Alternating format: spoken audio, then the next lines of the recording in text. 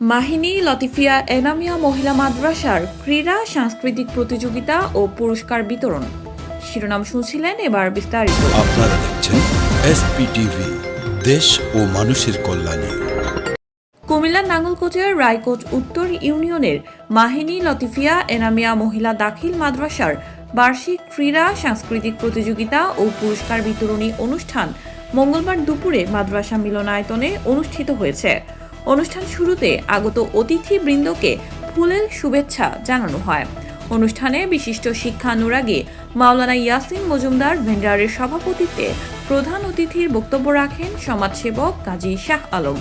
স্বাগত বক্তব্য রাখেন মাহিনী লতিফিয়া এনামিয়া মহিলা দাখিল মাদ্রাসা সুপার মাওলানা আলিমউদ্দিন লতিফি। বিশেষ অতিথির বক্তব্য রাখেন সমাজসেবক সাবেক মেম্বার ইসহাক হাজারী, প্রবাসী জাকির হোসেন মজুমদার।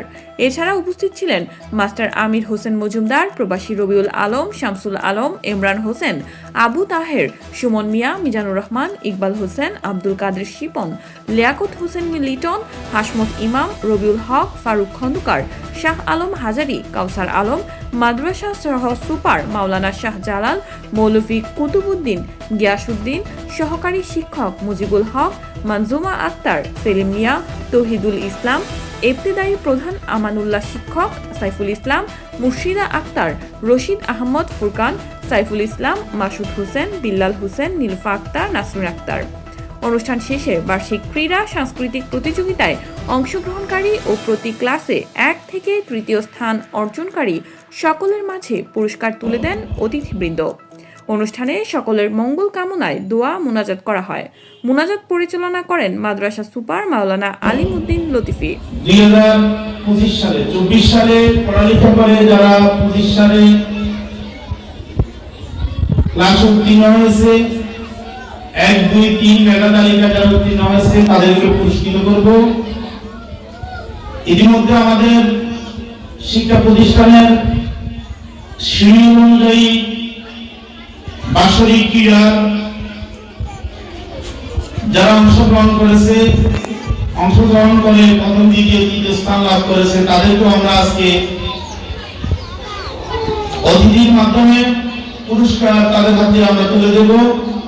আশা করি আগামী দিনেও আমাদের এই বাহিনী এনামিয়া লতিফিয়া মাদ্রাসায় আরো উজ্জ্বল এবং আরো ভবিষ্যৎ সুস্থ এবং সুন্দরভাবে পরিচালনা করবেন আমাদের মাননীয় এই এনামিয়া লতিফিয়া পরিচালক মহোদয়কে আমি বলবো যে দক্ষ শিক্ষক রাখছেন, তার জন্য আপনাকে অশেষ ধন্যবাদ।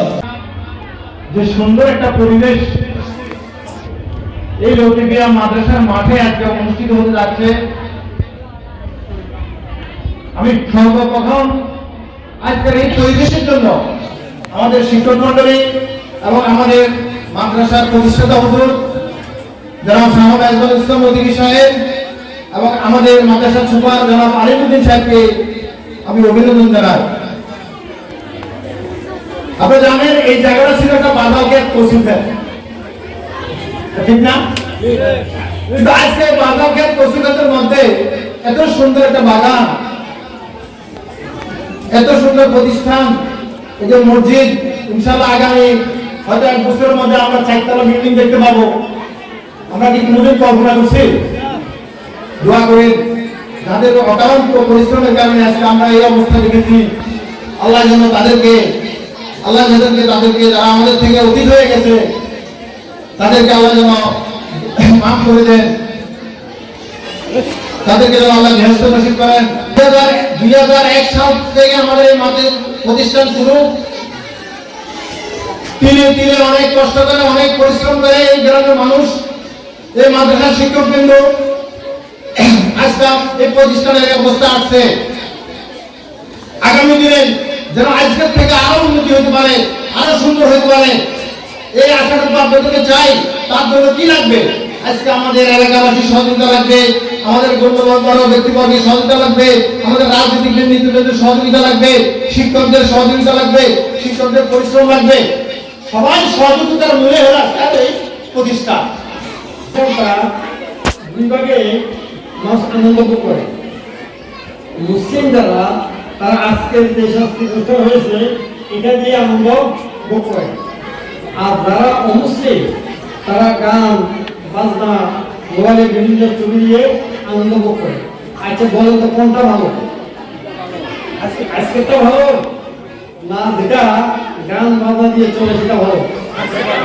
আজকেরটা অবশ্যই ভালো নয়, শুধু ভালো উঠে। কারণ আজকে এই অনুষ্ঠান দিয়ে এটাও আমরা আমাদের কাছে চাইতে পারি যে আল্লাহ কিছুর জন্য করতে পারি নাই, যে তোমার মনের ঘরের সঙ্গে সময় দিয়ে একটা ধর্মীয় শাস্তি উঠে যাইয়া কিছু একটা কোন দেওয়া, যেটা হাদিস শুনলাম আর এটা বিরোধে কালকে আমার ময়দানে আমরা বলতে পারবো যে মালিক আমাকে তুমি ক্ষমা করে দাও। সবাইকে শুভেচ্ছা, অভিনন্দন। এবং যারা বিজয়ী হতে পারে নাই আমি তাদেরকে বলবো ইনশাআল্লাহ তোমরা চেষ্টা করো, ইনশাআল্লাহ তোমরা ভবিষ্যতে বিজয়ী হবে। ছাত্র জীবন একটা মানুষের জীবনের সবচেয়ে আনন্দের সময় হলো ছাত্র জীবন। ছাত্র জীবন থেকে তোমার কর্মজীবন, কর্মজীবন থেকে তোমার সাংসারিক জীবন শুরু হবে।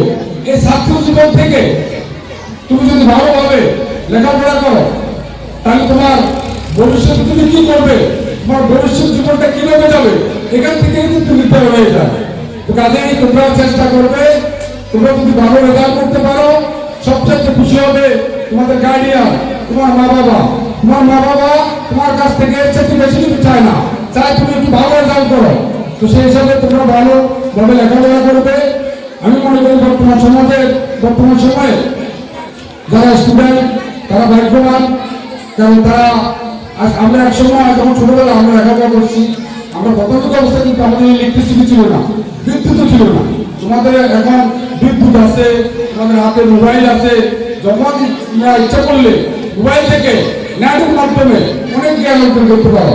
তো আমি মনে করি তোমরা ইনশাআল্লাহ ভালোভাবে লেখাপড়া করো, জীবনটাকে গড়ে তোলো এই আশা রেখে, এবং এই মাদ্রাসা শিক্ষক মন্ডলী এবং মাদ্রাসায় যারা সহযোগিতা করতেছেন, মাদ্রাসার কমিটি সভাপতি সাহেব সহ অত্র এলাকা যাদের সহযোগিতা অক্লান্ত পরিশ্রমে আজকে মাদ্রাসায় সফলভাবে এই পর্যায়ে এসেছে, সবাইকে ধন্যবাদ। SPTV দেশ ও মানুষের কল্যাণ।